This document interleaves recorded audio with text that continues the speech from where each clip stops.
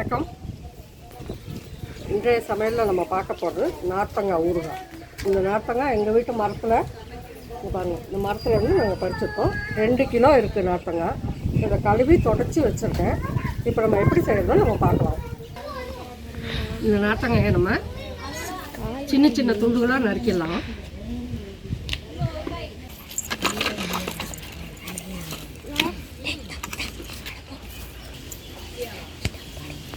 இப்படி நறுக்கும்போது இந்த நடுபாகம் அப்படியே உறிஞ்சிட்டு வந்துச்சுன்னா அதை தனியாக எடுத்துருங்க.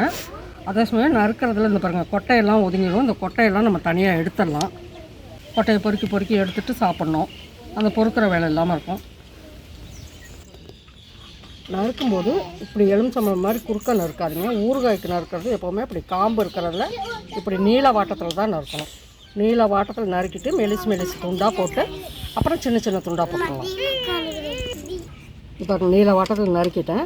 இதுக்கப்புறம் நம்ம சின்ன சின்ன மெலிசாக துண்டு போட்டுக்கலாம். இந்த நீல வாட்டத்தில் நறுக்கணும்னா இப்படி நடுவில் வரும் இல்லையா, இந்த நார் மாதிரி வரும். இதை மட்டும் எடுத்துடலாம். அப்புறம் கொட்டையெல்லாம் எடுத்து தூக்கி போட்டுருவோம். இது பார்த்திங்கன்னா அருவாமனையில் விதை இருக்குது. இப்போ இது வந்து நம்ம ஒரு பாத்திரத்தில் கொட்டிடுவோம். கொட்டும்போது இருக்கிற விதையெல்லாம் நம்ம எடுத்துடலாம்.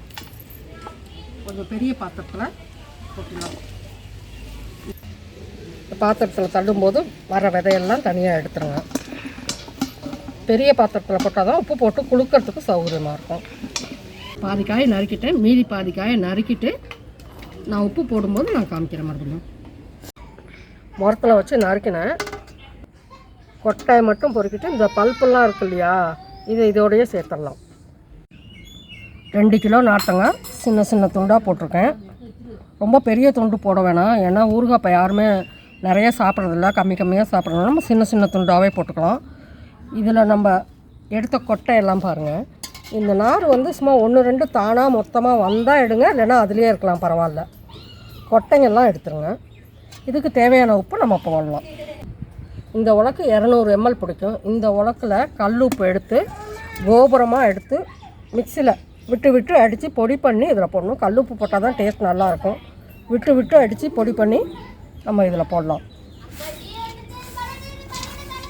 கல்லுப்பு போட்டுட்டேன். இப்போ நல்லா இதை குலுக்கி விட்ருவோம்.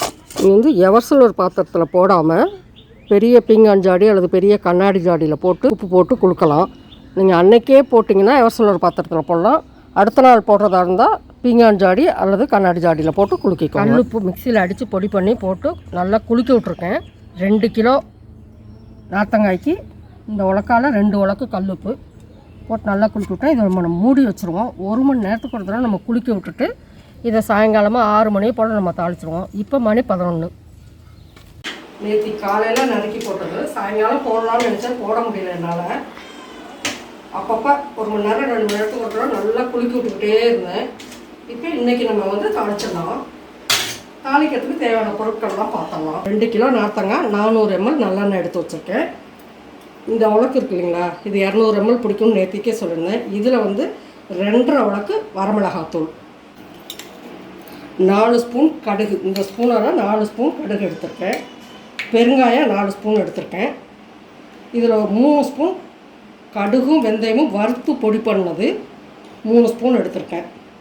கடுகும் வெந்தயமும் எண்ணெய் விடாமல் வறுத்து பொடி பண்ணி வச்சுக்கணும். அது வந்து 3 ஸ்பூன் எடுத்திருக்கேன். இப்போ நம்ம தாளிக்க ஆரம்பிச்சிடலாம். இப்போ ஸ்டவ் பொறுத்துட்டு எண்ணெயை ஊற்றிக்கலாம். எண்ணெய் காஞ்சோடனே கடுகு பெருங்காயம் போடுவோம். இப்போ எண்ணெய் நல்லா காஞ்சிருச்சு. இப்போ கடுகு போட்டுருவோம். கடுகு 3/4 பொரிஞ்சதுக்கப்புறம் பெருங்காயம் போட்டு ஸ்டவ்வை ஆஃப் பண்ணிவிட்டு அப்புறம் காய போடுவோம். நார்த்தங்காய் நறுக்கி வச்ச நார்த்தங்காய் அப்புறமா போடலாம். இப்போ பெருங்காயம் போட்டுருவோம்.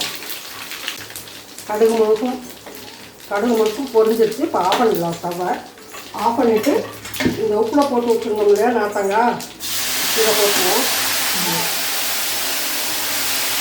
ஸ்டவ்வை ஆஃப் பண்ணிட்டு தான் மூடணும், அப்படியே போட வேண்டாம். ஸ்டவ்வை ஆஃப் பண்ணிவிட்டு நம்ம நார்த்தங்காயை போட்டிருக்கோம். இதோட மிளகாத்தூள் நம்ம சேர்த்துருவோம். கடுகு வெந்தயம் வறுத்து அரைச்ச பொடி, எண்ணெய் விடாமல் வர இதில் வறுத்து அரைச்ச பொடி இப்போ சேர்த்துடலாம். நம்ம சேர்த்து நல்லா கிளறி விட்டுறலாம். இதுதான் நமக்கு ப்ரிசர்வேட்டிவ்க்காக. வினிகர் அது இது எதுவுமே ஊற்ற வேணாம். இப்படி போட்டோம்னா 1 வருஷம் ஆனாலும் அப்படியே நல்லாவே இருக்கும்.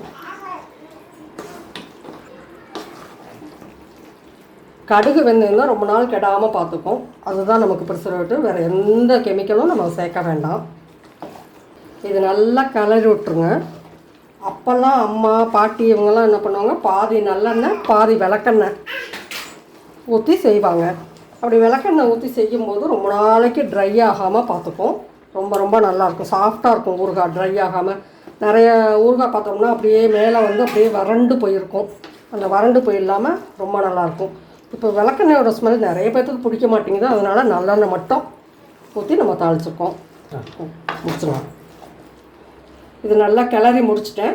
நல்லா ஆறுனதுக்கப்புறம் பீங்கான் ஜாடியில் அல்லது கண்ணாடி பாட்டிலில் நம்ம எடுத்து வச்சிடலாம். நிறையா அப்படியே நீங்கள் வச்சுக்கணுமா இருந்துச்சுன்னா பீங்கான் ஜாடியில் எடுத்து வச்சுட்டு கொஞ்சம் கொஞ்சமாக சின்ன கண்ணாடி ஜாடியில் எடுத்துக்கோங்க. பெரிய ஜாடியிலேருந்து அப்படியே எடுக்க வேண்டாம். இப்போ நமக்கு ஊறுகாய் ரெடி ஆகிடுச்சு. அப்பப்போ கிளறிடுவோம். கொஞ்சம் நேரம் ஆற ஊறுகாய் ஆறும்போது நல்லா பார்த்திங்கன்னா அப்படி எண்ணெய் கக்கி வரும். நல்லா முழுசும் ஆறுனதுக்கப்புறம் நம்ம எடுத்து வச்சுக்கலாம். நான் சொன்ன அதே அளவில் நீங்கள் ஊறுகாய் போடுங்க. ரொம்ப ரொம்ப நல்லாயிருக்கும். 6 மாதம் 1 வருஷம் வரையிலும் நல்லாயிருக்கும், கெட்டு போகாது. இதில் கருவேப்பிலை அதெல்லாம் எதுவுமே சேர்த்துறாதீங்க. மறுபடியும் உப்பும் மிளகாத்தூள் மட்டும் மறுபடியும் ஒரு அளவு சொல்கிறேன், பார்த்துக்கோங்க. இந்த 200 ml பிடிக்கிற உலக்கில் நல்லா கோபுரமாக குமிச்சு 2 உலக்கு வந்து கல்லுப்பு போட்டு பொடி பண்ணியிருக்கேன். அதே சமயம் வரமிளகா காய வச்சு வீட்டிலே காய வச்சு பொடி பண்ணது 2.5 உலக்கு. அதே மாதிரியே கோபுரமாக போட்டு 2.5 உலக்கு போட்டிருக்கேன். இந்த மாதிரி போட்டிங்கன்னா உப்பு காரம் நிறையா இருக்கும். இந்த புளிப்புக்கு தகுந்த உப்பு காரம் இருக்கும், வீணாகவே போகாது. ரொம்ப நல்லாயிருக்கும். இதே மாதிரி நீங்கள் செஞ்சு பார்த்துட்டு எப்படி இருக்குன்னு சொல்லுங்கள். நன்றி. நம்ம அடுத்த வீடியோவில் வேற ஒரு டிஷ்ஷோடு நம்ம சந்திப்போம்.